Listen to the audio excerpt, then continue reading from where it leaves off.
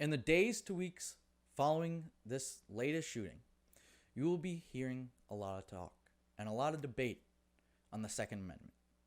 But nothing is going to change except for pundits garnering support from their bases and politicians sending out sound bites to stay relevant. I'm a proud supporter of the Second Amendment. I believe every American should and shall have the right to own a firearm. But I think as firearm owners, we can do better.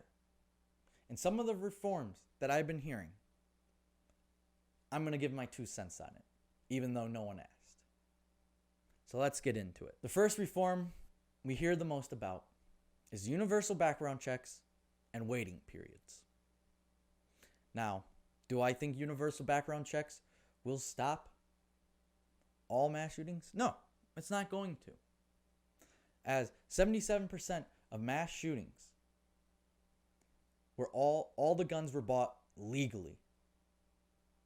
So for that 23%, you will stop those shootings, which is great, but it doesn't rid us of the problem. Same with the waiting periods. Do you really think if someone is determined or radicalized enough, they're going to just stop from planning what they're going to do? No, they will just plan for those waiting periods to get their firearm. Now, I do believe in universal background checks. I think if you believe that people should be showing their IDs at the polls, you should be showing your ID and your background when owning a firearm. Because one decides the future of a nation, the others can decide the future of someone's life. It is that simple. If you want to be responsible with firearms and you want responsible firearm owners, background checks are the way to go. The other thing I hear is psych evaluations. They don't work. Plain and simple. It only hinders people in the lower and middle class because it tacks on another expense to owning a gun. In this latest shooting, he underwent psych evaluation and passed. Same with the Parkland shooting. He passed also. So, obviously it doesn't work. And also, if you get a psych eval when you buy the gun, from 6 months from then, 3 months, or 5 days, what if you snap in those days? It's not going to prevent mass shootings.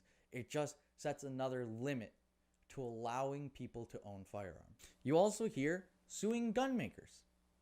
How does that make any sense?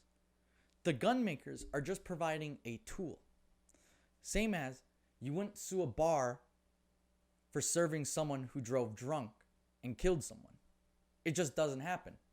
That bar is serving alcohol drinks to someone who drove there. So shouldn't they be somewhat liable for what happens after that person leaves that bar? No, because it is the person's individual decision to do that. Same with when someone owns a gun. It is their decision to do what they do with that gun. The other thing that I don't think gets mentioned enough is the radicalization from social media. You see it all the time.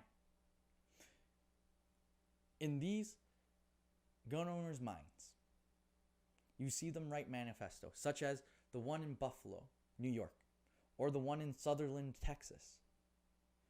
They wrote that they found an idea that they clung to and went with it. For the Buffalo, it was immigrants and minorities are going to replace white people. Same for the Texas shooting, it was that all Christians were evil. It is time for the government to do more on social media to crack down on these radicalized conspiracies. Social media is great because you can share information back and forth. You can connect with family members who are long distances. But it also breeds a lot of conspiracies. As most people can attest, they have heard some form of conspiracy. And that is something we need to start looking at and being, maybe social media isn't that great of an idea. And that is where I think parental supervision comes in.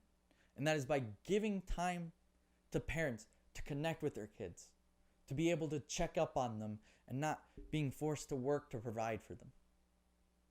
Now, it's not going to fix all parenting issues because some parents are just not cut out to be parents. Simple as that. But I feel if we restore the family structure, it will help with the youth who are lost. Because when I was growing up, which isn't that long ago, I felt lost seeing other people become famous or being able to do something else that I'm not able to do. It is very daunting and makes you sad and angry inside. Like, what is wrong with me? And so some people just want to be famous. And that is where, again, the media comes in. Because the media focuses so much on these mass shootings for a week at a time. Just focus intensely on it, blowing up the person's name.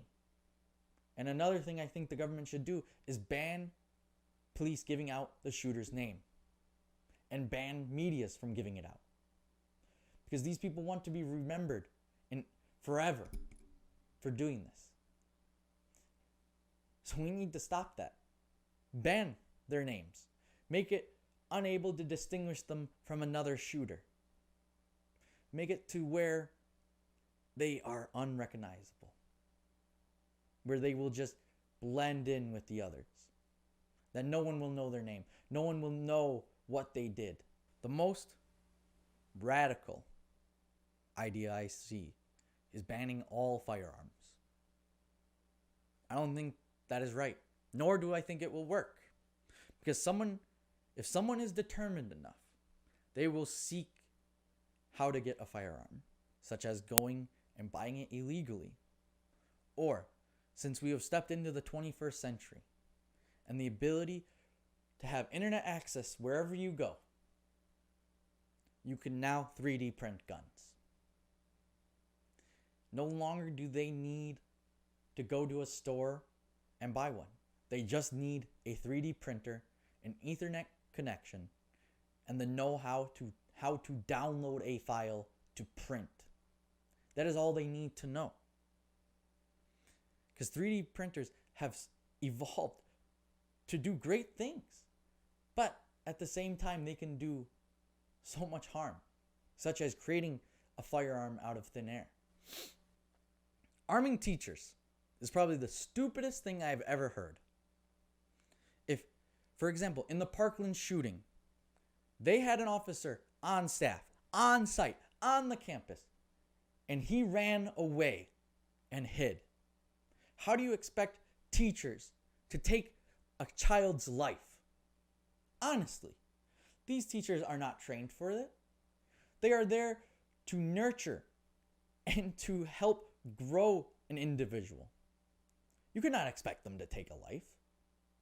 You don't expect them to raise your kids either, but now you're expecting them to take a child's life if they become a hindrance. As the latest shooting showed too, people sat by watching officers just gather outside rather than charging in and trying to help. This notion that police are well trained is not true at all, and it needs to be abolished. Cops have lost their way. They are just ordinary people like me and you. They are not trained through military exercise. They are not trained for this. So it is no surprise or shocking to me that they do nothing in these situations. And by arming teachers, it will just be the same thing. Do you not think a teacher will falter at the sign? Do you not think teachers will falter at the thought of shooting a kid that they know, that they have one-on-one? No, they're not going to be able to do it. And I don't blame them to. Because I don't know if I would be able to do that by shooting a kid. The last thing I do agree with is the banning of high capacity magazines. That is something that needs to be done. There is no reason to own one unless you are planning for a zombie infection and are thinking hordes of zombies will come to you. So you need a 100-round clip. There's no reason for it. There's no practical application for it. You don't do it for hunting, and you definitely don't do it for self-defense. There's no need for it. Now, people will come up with a rebuttal of the shooters will just buy more magazines. That's okay. That is actually a very good point to make. They will just buy more magazines. The difference is there is a few seconds of when bullets are not shooting. And every second in those situations are precious.